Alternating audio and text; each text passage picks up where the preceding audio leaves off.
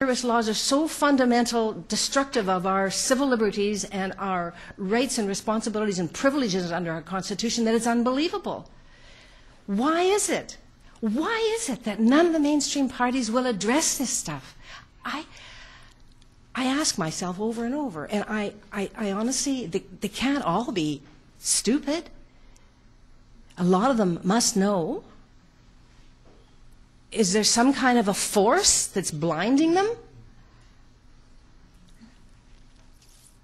The reality is, of course, you see, and the tragedy for all of us is under this new agenda and under this new system which is being implemented, elected people are absolutely irrelevant now because the changes are happening and they're not even going before the elected people.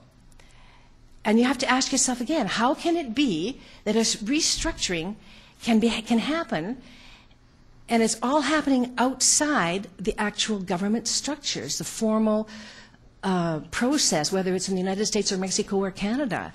Our Parliament is not sitting down and talking with the Congress of the United States and the elected bodies in Mexico and talking about changing this North America and then amongst themselves saying, well, yes, we like it or we don't like it, and maybe we better ask the people, and maybe we should have a referendum, and maybe we should discuss this generally. That wasn't done. After the 9/11 thing, within weeks, a couple of months, the most massive, horrendous restructuring of our basic laws that grant us our liberties and our freedom, so fundamentally changed with sophisticated language. You know, guys, impossible to create legislation that sophisticated and that complicated in just a couple of weeks. Impossible. You sit down and read that stuff, it's hard even to get through it. And when you're a trained lawyer, because all the subtleties and all that we have to go from here to there to here to there to here to there. So if I have anything to do in the life that I have left to live and to deal with what's going to come after me for my children and my grandchildren, it's to spend my time while I'm well and healthy working in this area. And a political party is still, even though I'm absolutely convinced now that the system, the way they've structured it, they've made our political people irrelevant because a lot of the stuff doesn't even get to them. And when it does get to them, they rubber stamp it because they don't know and because they submit to the fear. But I still think it's absolutely essential for us not to say, well, all right, they're irrelevant, so we'll ignore them and we'll operate outside of there. We can't do that. And the main reason we can't do that is because the way they've restructured the law and the definitions they have of terrorists are so broad that even now they're defining anybody in the truth movement as potentially as a terrorist. It's not a joke. It's very serious stuff. That if we only function as activists, if we don't have a formal, legitimate,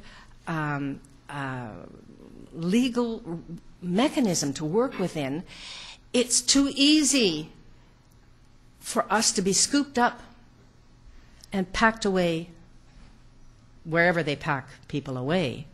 We don't even know, you see, with a lot of the people who are being picked up. The Muslim community, of course, is a community being targeted.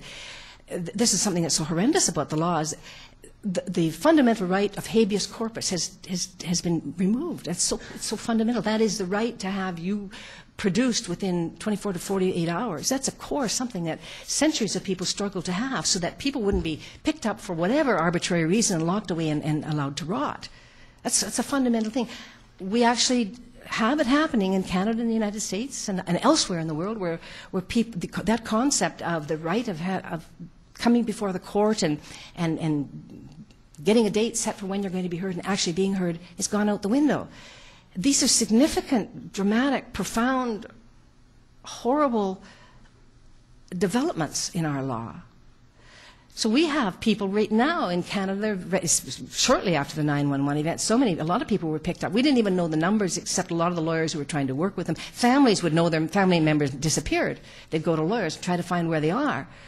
There were hundreds and hundreds of people that were just picked up and locked away. Many of them eventually got out. And interestingly, you see, of all these Muslims everywhere who were picked up and arrested, Most of them are released without any charges.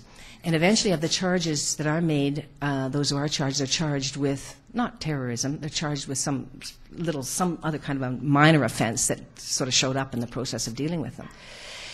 But I really want all of us to understand that there's a significance yet amongst this irrelevancy for there to be a vehicle for us.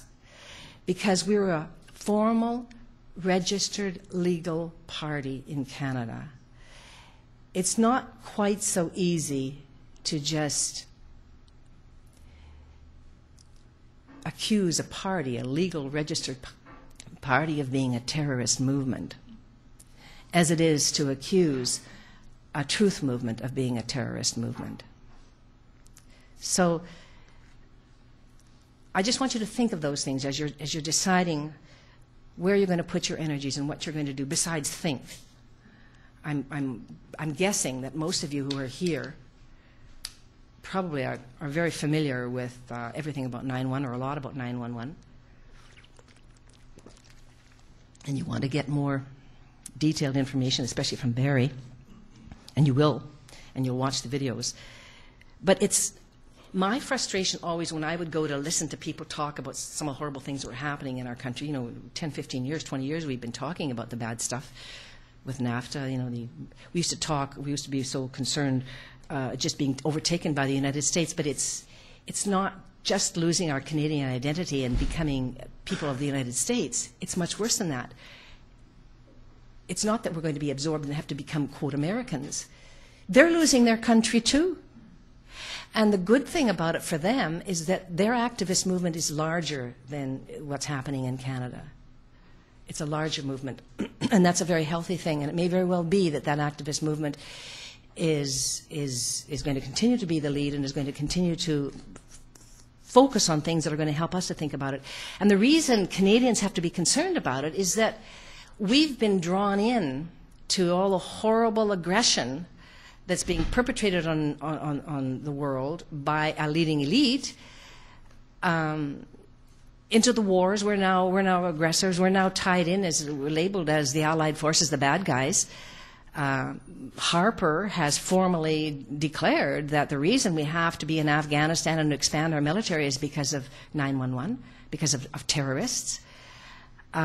So it's very important for Canadians to start asking the significant questions, to say, well, look at when all these people of very important, sophisticated expertise are asking these significant questions, challenging the official line, shouldn't we be asked, shouldn't some formal body be dealing with it?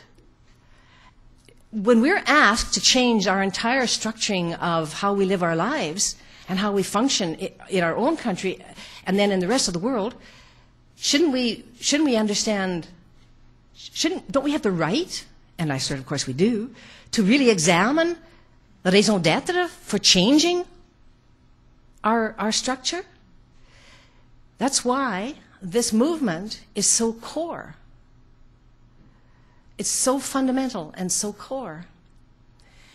And in all the work that I talk about, when I talk about the creation of the North American Union, and in the article, and many people are writing about who the people are, the leaders. You've got the Canadian Council of Chief Executives in Canada, working with the Council on Foreign Relations in the U.S., and working with the Consejo Mexicanos de Asuntos in Mexico, who have been meeting for a long, long time.